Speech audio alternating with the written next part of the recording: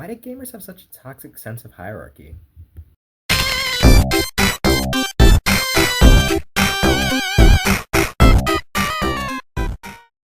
In general, gamers are a toxic bunch, aren't they? Well, maybe they are, and maybe they aren't. I define gamers as people who play video games whether for an escape from reality or just really enjoying the procedures or rules of a game. What I mean when I bring up that question is why do gamers have such toxic behaviors in their communities? Additionally, some gamers believe that upholding these toxic behaviors is game culture, or they believe certain or all video games are trash or for kids, or even believe that having a certain game system makes you cooler. I believe this exists for a few reasons. Reason number one, people are inherently narcissistic, so most of their play slash gameplay is centered around themselves. Reason number two, the virtual real binary causes people to separate themselves from the real world. And reason number three, gamers and people in general love to receive their flowers slash gain validation when it comes to their opinions. Obviously, this is a huge generalization, and my next statement is a major generalization. Most gamers are nerds who were shunned by society. That's not to say that this is a bad thing. In fact, I believe this is why gamers shouldn't be toxic in the first place. Because why would you be toxic when you yourself were shunned by another group of people? However, the normalization of toxic behaviors has led to a game culture that is incredibly harmful. But if you call it out, people will assume that you're acting like Sheila Broflovsky from South Park. Turning. What every driver should know. When you are turning, it is important to signal at least 40 feet from the Big turn. fat meanie! Patrick, you can't do that! She's the teacher! What about the teacher? What? As if I really look like this! I'll be explaining the reasons why I believe this exists, and to help further my point, I'll be explaining them using Dragon Ball games. その目に映った光は奇跡に変わる7つのきらめきを集めて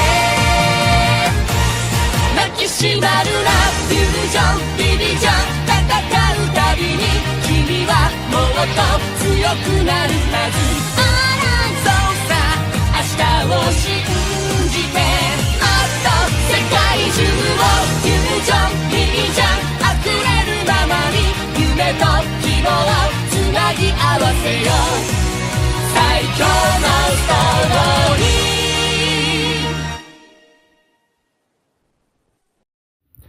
Now, when I say narcissism, I don't refer to it as someone who is full-on self-absorbed. There are gamers who are like that, but it would be far too easy to say all gamers who are toxic are narcissistic. When I refer to narcissistic gamers, I am talking about those gamers who are so selfish and like to play the games their way to the point where they'll defend it as if it is the will of God and force that level of play onto other people. Wait, but doesn't everybody want to play their video game their way without anyone else's input? Yes, but that is where selfishness can turn into full-on toxic narcissism in video games. The easiest way for me to show how that selfishness can be horribly toxic and ruin everyone else's play is by having the avatar system in games. And while I could go to Dragon Ball Xenoverse 2 for this section, I want to choose a game that does not already have a living and breathing toxic fandom.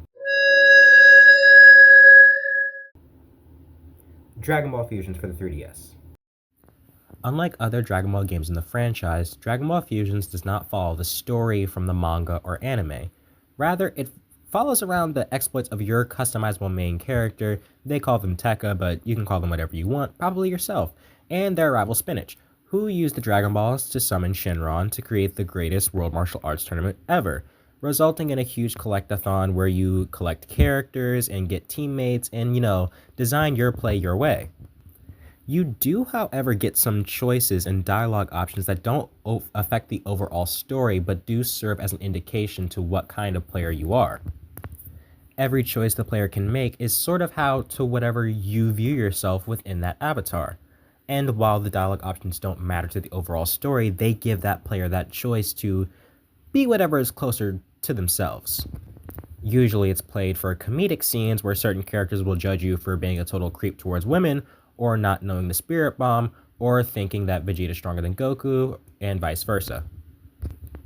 You get 5 race options: the Earthlings, who are all around have good stats but are very speedy; the Saiyans, who have really strong melee but are intentionally slower; the alien characters, who are incredibly slow but have the best melee; the Off-Worlders, who are very fast and have great ki attacks; and the Namekians, who have low health, strong ki, but can also regenerate. You as the player get to choose your path and playstyle every step of the way.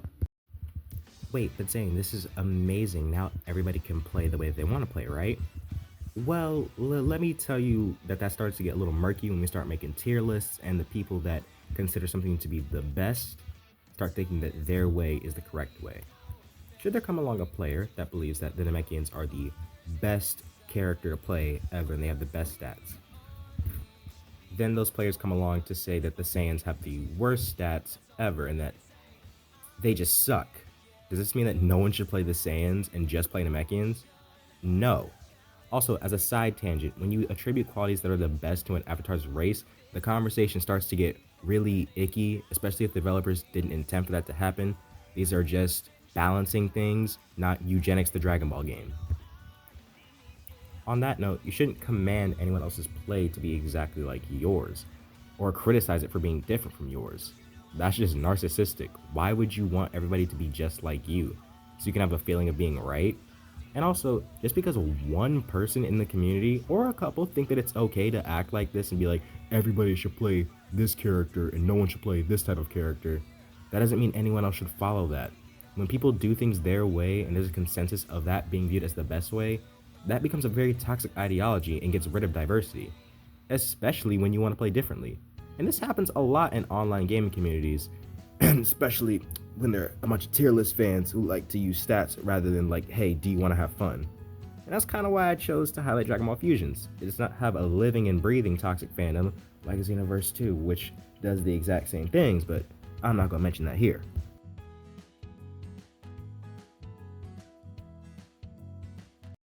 Humans are very self-centered by nature, and that isn't a horrible thing entirely. If you're not selfish in some way, you're gonna die. Especially in your video games, because doing nothing for your playstyle is gonna get your characters or yourself killed.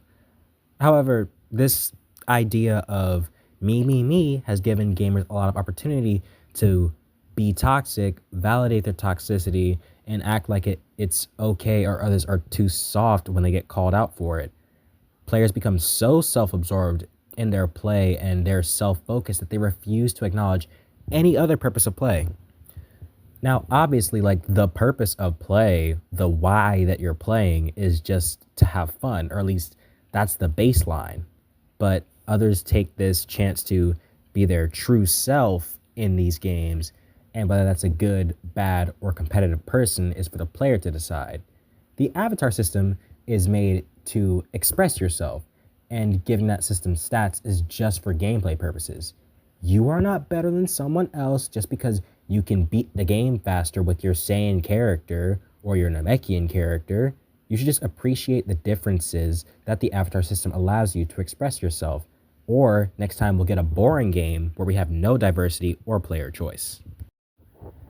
Imagine this. You're playing a video game in your house and someone busts in with the audacity saying, no, you need to play exactly like me. Wouldn't that suck? Now, of course, you can play your video game your way. You want to play the Saiyan character, play the Saiyan character. No one should stop you, and that's my point. There is no establishment of a holier-than-thou mentality just because you play differently or efficiently. And these things definitely shouldn't be said, but that narcissism trap definitely brings in a bunch of horrible toxicity, and just it opens the doors and the floodgates leading to a house of toxicity, an echo chamber, if you will. Now, future editing me, put like a cool transition into the next phase of the conversation.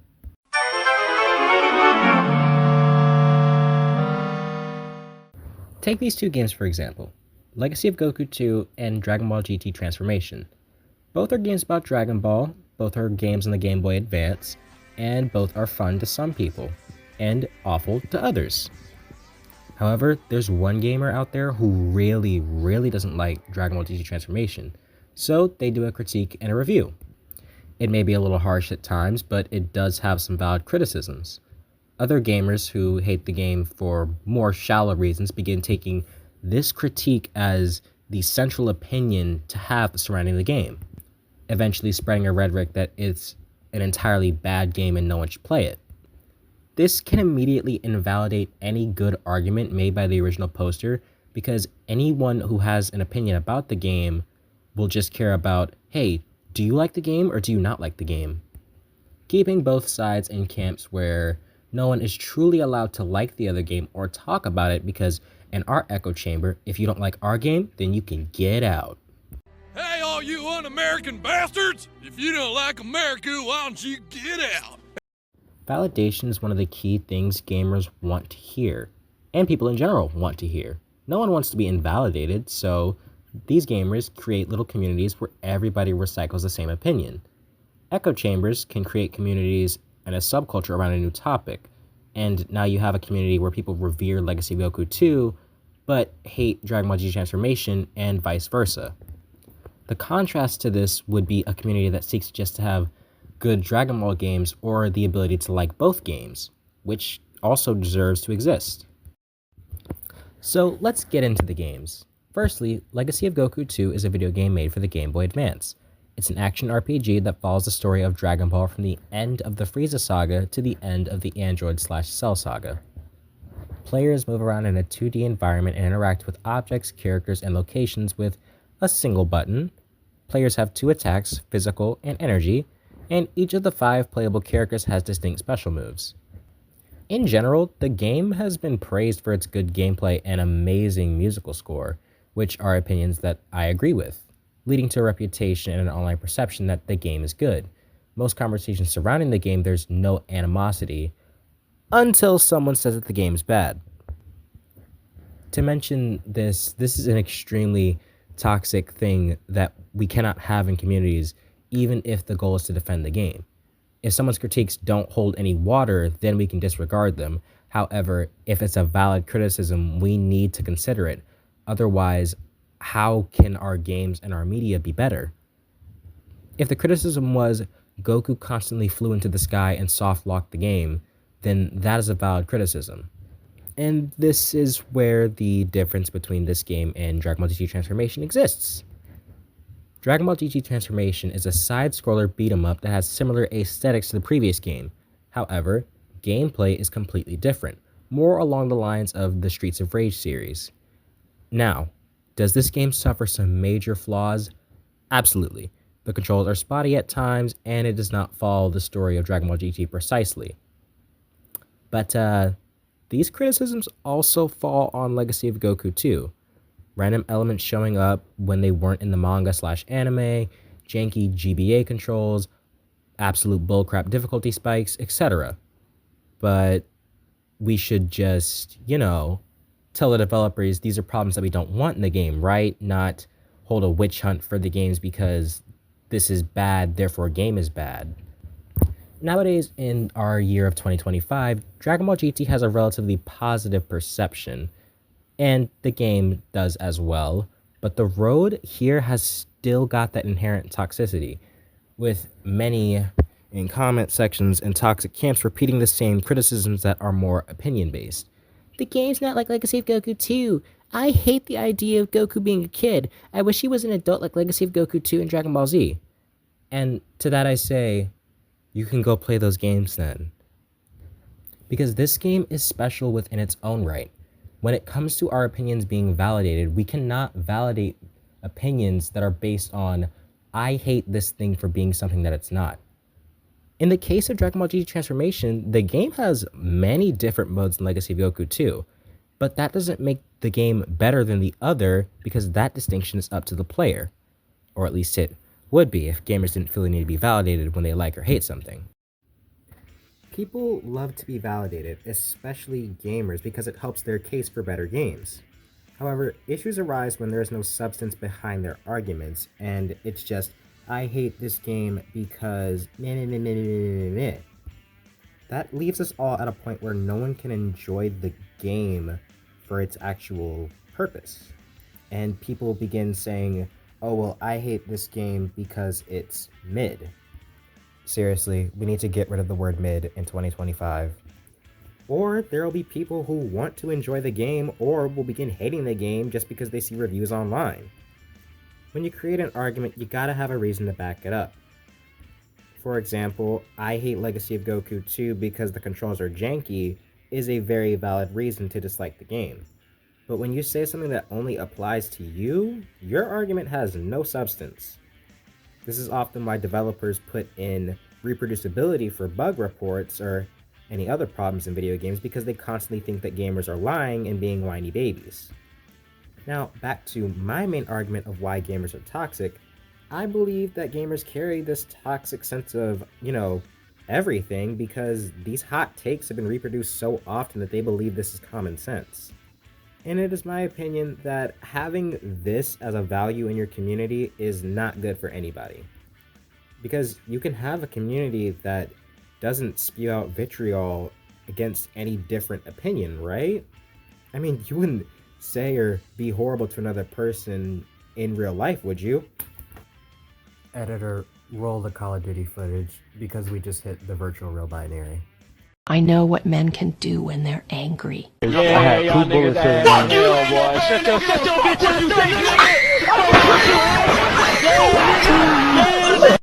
virtual real binary is a concept that exists surrounding video games where scholars believe that there's a separate world from the games that we play, and that there must be added context to separate what we do in video games from what we do in real life.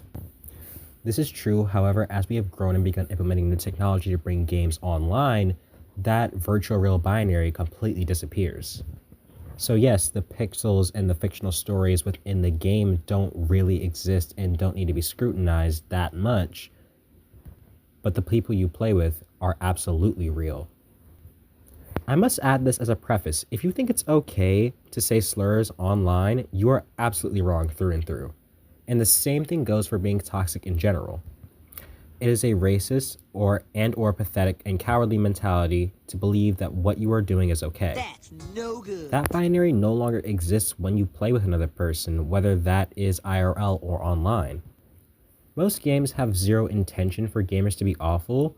However, gaming culture has begun to normalize awful behavior and occasionally reward it. In terms of Dragon Ball games, let's take a look at Dragon Ball Xenoverse 2 and Dragon Ball FighterZ. If you stuck around this long, you're aware of the drill at this point. These are Dragon Ball games which predominant focus is fighting, and they follow a story surrounding the DBZ cast facing a grave threat. What I want to discuss is that these games allow for both online and ranked matches. Which of course isn't bad. I'm pointing this out for the people that believe that trash talking has to exist in competitive spaces as a way to get in the opponent's head. Some are given this inch and begin taking a mile to talk trash on voice chat, or begin messaging players on their own accounts, taking the form of slurs, violence, or sexual violent threats, and death threats. This has even gotten to a point where a YouTuber named Burkle made an entire career around fighting and breaking the spirits of these trash talkers. I got a new way to walk, walk, walk. I got a new way to walk, walk, walk. I got a new way to walk, and my new walk suits me fine. The VR binary has given a thought to gamers that they are safe behind the screen, which is absolutely not true, especially when you consider that people can swat you and find you from your IP address. The issues with that are a whole entire conversation, but it highlights how not worth being a jerk online is. Especially because if you die because of a video game, you have lost the entire plot to being a person. For some reason, players feel emboldened to act out these vile urges and occasionally be public about it online. But when they're confronted in person, which yes, absolutely happens a lot, they like to shy away from the confrontation, like cowards. Gaming communities normalize this toxic behavior, but I believe that it conveys deeper feelings within those gamers, usually that they are very insecure from losing. Others will try to justify the toxic behavior as, oh, well, that's just how competition works, believing that they are gaining favor through being horrible. It's my opinion that you are incredibly pathetic if the only way you can win is to play outside of the rules of the Magic Circle. The Magic Circle being the place where all play occurs and it is agreed upon by the other players, and that the rules of the game matter and shall be upheld. And no, trash talk is not a rule in gaming or sports. That should definitely be abolished in competition. I brought up Dragon Ball FighterZ and Dragon Ball Xenoverse 2 because of their online scene. If you're the type of person who believes that I want competition in my video games, you can have that. Ranked play exists. We can have that competition, but decorum is absolutely necessary. You don't see people going to EVO being toxic, do you? Well, maybe you do, but they get thrown out immediately by security. When you are online with real people, that virtual real binary is gone. There is no separation between the two anymore. However, even if there was a separation, is that any reason to be toxic? If you are frustrated with a game, then you need to look past your anger and begin looking towards the brighter things in life. I wanted to address a topic in health that we really need to care about, our mental and social health. Gamers don't realize how their mental and social health is put at risk by toxicity.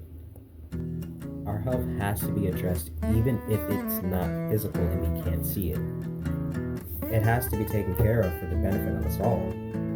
I came to college thinking, I'm gonna have to give up all of those childish things that I care about, like gaming. But then I took a class in my first semester where I felt more comfortable about talking about my hyperfixations because they offer classes like that in college. Outside of being online, I could talk about the things that I wanted to talk about without being called a nerd, stupid, or the whole wheelhouse of insults. And then I realized we can have this online too. We can have a non-toxic community that doesn't shun others. Plus, I made some pretty cool new friends and have a pretty cool professor who I hope likes this video because this took a lot of editing. I might give my editor a raise. It's with people like this in my life that I realize that I can have anything I want in this world so long as I put my mind to it. And like Jin from Tekken 8, I just want to live.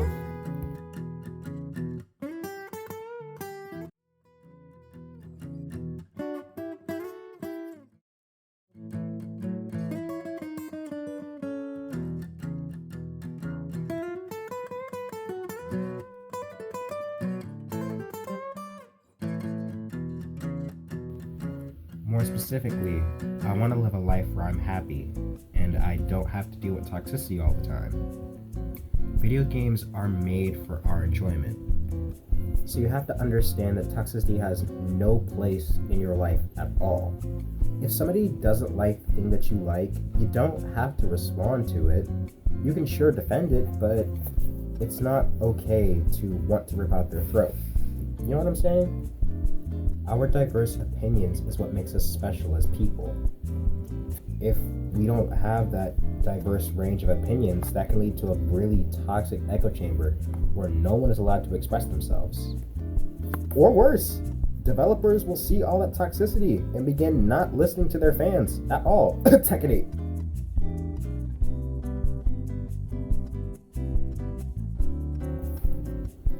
I understand the pain that some gamers go through after being shunned so much in their lives, but we gotta remember and have that empathy for everyone, because even those behind the screen have the potential to feel that pain, but also the potential to create beautiful things. That's how we get our video games. And it's how we got Shrek. And that's a pretty good movie. Editor, put a picture right here of Shrek. Our empathy allows us to understand this, and that is our greatest strength next to our creativity. Caring for one another outside of the physical is an amazing treatment for our mental health. Signed by a doctor. The doctor is me, and the editor is me. I hate my past self. We must focus on building on our interests and finding more things in life to excite us. That means more ways to play and more things to enjoy. A better way to live. To be honest, I've been struggling with these thoughts for a while, but we have to internalize what we know is good for our mental health and not just for our physical survival. Wait, but Zane, people are gonna be toxic regardless, so why should we even care? Like, oh my gosh. If we don't care, then we doom ourselves to that same fate of those who are absolutely toxic. A miserable and lonely existence that no one deserves. Even though a great deal of gamers and humans suck, there is grace in their failings. Never understood how people can delight in hurting others. That's what will be your undoing, Omega.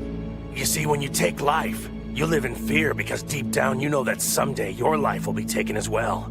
We all have to reap what we sow, Omega. There's no way of avoiding that. When you harm others, you're really only harming yourself. It's simple. If you want good things to happen in your life, you have to be good. You're good, Saiyan, but that's not going to save you today! Die! I would listen to him if I were you. More often than not, the things Kakarot says come to pass. But I know that it's going to take more than talk to change your mind. I had to learn the hard way myself.